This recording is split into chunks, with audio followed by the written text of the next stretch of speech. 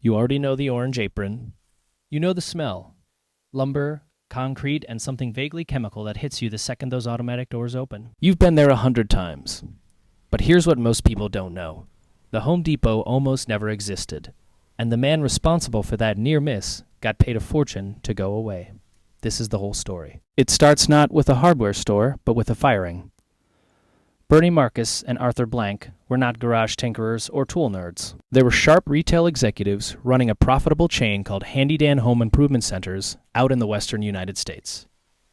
Marcus was the CEO. Blank was the VP of Finance.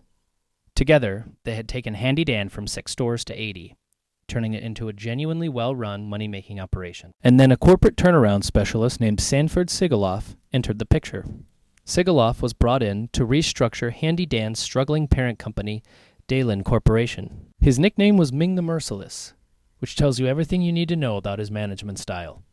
On April 14, 1978, Sigaloff fired both Marcus and Blank.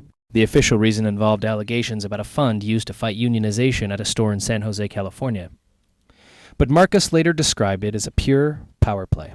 Sigaloff reportedly told him, "I'm going to fight you with the company's money, and you're going to have to fight me with your own money, which you don't have." Brutal, cold, and as it turned out, the worst business decision Sigaloff ever made. Marcus and Blank met at a coffee shop in Los Angeles and started sketching out a new idea. At Handy Dan, they had run an experiment at one location, slashed the prices dramatically, watch volume explode, and watch costs shrink as a percentage of sales. It worked. Now they wanted to scale that experiment into something nobody had ever seen. A warehouse-size hardware store, stocked with tens of thousands of products, staffed by people who actually knew what they were talking about, and priced so aggressively that no mom-and-pop shop could compete. They needed money. They called Ken Langone, a New York investment banker, who had also clashed with Sigaloff. Langone told them they'd just been kicked in the rear with a golden horseshoe. Then he helped them raise $2 million in startup capital. The founding team added Pat Farah on merchandising and Ron Brill on retail operations. The company was officially incorporated in Delaware on June 29, 1978. And then they had to name the thing. Early ideas leaned hard into the era's tradition of loud, unhinged discount branding. The leading concept was Bad Bernie's Build-All, featuring a yellow color scheme and a logo of a man in a striped prison uniform. Thankfully, an early investor named Marjorie Buckley spotted a converted train depot from a car window and suggested the Home Depot instead. Marcus and Blank loved the plain, no-nonsense sound of it. Designer Don Watt created the stenciled orange logo, choosing that color specifically so aprons would stand out in enormous warehouse aisles. On June 22, 1979, the first 2 Home Depot stores opened in the Atlanta suburbs of Dorville and Decatur. The spaces were leased from J.C. Penney, former Treasure Island hypermarkets, roughly 60,000 square feet each, stocked with 25,000 products. But there was a problem. They had only raised $3.5 million for inventory when they really needed $25 million to fill those spaces properly, so they faked it. They stacked thousands of empty boxes and empty paint cans on the highest shelves to create the illusion of a fully loaded warehouse. They threw sawdust on the concrete floors and drove forklifts through the aisles during store hours to sell the working warehouse vibe. Opening day was nearly a disaster. Foot traffic was almost non-existent. In desperation, Marcus and Blank handed their kids and employees $700 in $1 bills and sent them to the parking lot to beg strangers to come inside and spend $1. By the end of the night, they still had dollar bills left over. Both men genuinely feared the company would collapse before it found its footing. But then, a few days later, a customer came back to the store carrying a bag of okra she had grown from seeds, guided by advice from a Home Depot associate. That moment validated everything. Deep inventory plus real expertise equals loyalty. By the end of 1979, they had 3 stores, 200 employees, and average weekly sales of $81,700. The growth that followed was relentless. The company turned profitable in 1981 and went public on the NASDAQ exchange that September, raising just over $4 million at $12 per share. They pushed into Florida, then Texas, then California. In 1984, the stock moved to the New York Stock Exchange. In 1989, exactly 10 years after opening, Home Depot celebrated its 100th store and officially surpassed Lowe's to become the largest home improvement retailer in the United States. The 90s brought Canada through the purchase of Aikenhead's Hardware, And by 1995, the company had crossed $10 billion in annual sales across 350 stores. That same year, they opened their first tool rental center in Nashville, quietly becoming the world's largest small tool rental operation. Now, let's talk about the tool brands, because this is where Home Depot's story gets genuinely interesting for anyone who cares about what's actually in their toolbox. Home Depot is a retailer, not a manufacturer. But through ownership and exclusive deals, it controls a significant chunk of what you can buy in the tool market. Husky is the flagship. The brand itself dates back to 1924, founded in Milwaukee by a Czechoslovakian immigrant named Sigmund Mandl. Over the following decades, Husky changed hands repeatedly. Olson Manufacturing, New Britain Machine, Litton Industries, National Hand Tool, and eventually the Stanley Works in 1986. In 1992, Stanley cut an exclusive supply deal with Home Depot, and by the early 2000s, Home Depot had fully acquired the Husky name outright. Today, Husky is a wholly owned Home Depot brand, famous for its lifetime warranty on hand tools, manufactured primarily in China and Taiwan through contractors like Apex Tool Group and Western Forge. And yes, there was a Federal Trade Commission complaint in 1990 alleging that Stanley had been labeling foreign content tools as made in USA. Stanley settled and was ordered to stop. The American manufacturing heritage that built the brand's reputation is, for the most part, gone.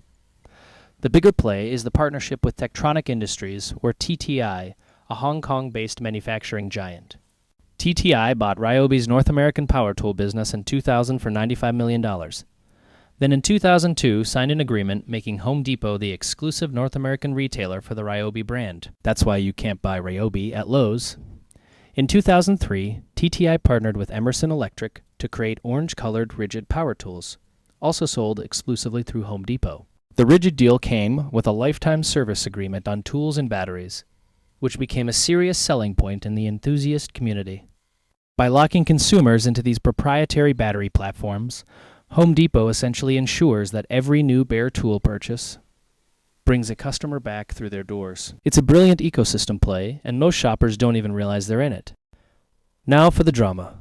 In December 2000, the Home Depot board made a fateful decision. The founders had stepped back from day-to-day operations, and the board brought in an outsider, Robert Nardelli, a former General Electric executive with a reputation for aggressive, metrics-driven management. Nardelli doubled the company's sales from $45 billion to over $80 billion during his tenure. On paper, impressive. In reality, he was systematically dismantling the culture that had made the company great. He centralized everything, cut full-time staff, replaced experienced tradespeople with part-time minimum wage workers, and alienated the associate base that customers depended on for actual advice. While Home Depot's stock went essentially nowhere under Nardelli, Lowe's stock doubled. The breaking point came at the 2006 annual shareholder meeting. Nardelli was the only director present. Shareholders were allowed to speak for exactly 1 minute each, timed by an hourglass. Nardelli refused to answer questions. The backlash was immediate and furious. On January 3, 2007, Nardelli resigned. And then came the number that made national headlines. His severance package totaled $210 million, $20 million in cash, $77 million in accelerated stock awards, $44 million in vested deferred shares, $32 million in retirement benefits, and more on top of that. All of it was legally required by the contract the board had signed in 2000. It became one of the most cited examples of runaway executive compensation in American corporate history. The man who nearly broke the culture of the company walked away with $250 million. Frank Blake took over in 2007 and spent the next 7 years quietly repairing the damage. He closed the failed Expo Design Center chain, which had been bleeding money since the 2008 housing crash, and refocused the company on its core retail identity. Craig Menear followed in 2014 and launched the $5.5 billion One Home Depot initiative, a massive investment in supply chain infrastructure designed to reach 90% of the United States population with same-day or next-day delivery. It also meant handling big and bulky items, lumber, appliances, roofing materials, delivered directly to job sites. That infrastructure proved critical when the pandemic hit and DIY demand went absolutely vertical. But 2014 also brought the worst crisis in the company's history. Between April and September of that year, hackers entered Home Depot's network through stolen credentials from a third-party vendor and went completely undetected for months. They moved from the vendor portal directly into point-of-sale systems, across 2,200 stores. Using custom malware, they stole 56 million credit and debit card numbers and exposed 53 million customer email addresses. Home Depot spent an estimated $179 million cleaning it up, replaced 85,000 payment terminals, and in November 2020 paid a $17.5 million multi-state settlement with 46 attorneys general. It remains one of the largest retail data breaches ever recorded. Today, under CEO Ted Decker, Home Depot has made its strategic intent unmistakably clear. They are going after the professional contractor market with everything they have. The clearest signal was the 2024 acquisition of SRS Distribution for $18.25 billion, the largest acquisition in company history. SRS brings over 760 branches and a 4,000-truck fleet specializing in roofing, landscaping, and pool supplies. It opens up a total addressable market estimated at $1 trillion. These are customers who have historically bought from specialized wholesale yards, not big box retail stores. Home Depot is coming for that business directly. So where does that leave the brand? Home Depot is not a tool company in the traditional sense. It never forged steel in Milwaukee or engineered motors in a factory. What it built was something arguably more powerful, a distribution empire so dominant that it dictates terms to international manufacturing conglomerates, owns brands with century-long histories, and controls what tools millions of tradespeople and homeowners can actually buy. The orange apron is recognized on job sites from Atlanta to Alberta. The Homer bucket, $4, 5 gallons, bright orange, is one of the most ubiquitous objects in American construction. And the company that started with a parking lot full of desperate employees handing out dollar bills to strangers is now worth $330 billion. 2 guys got fired.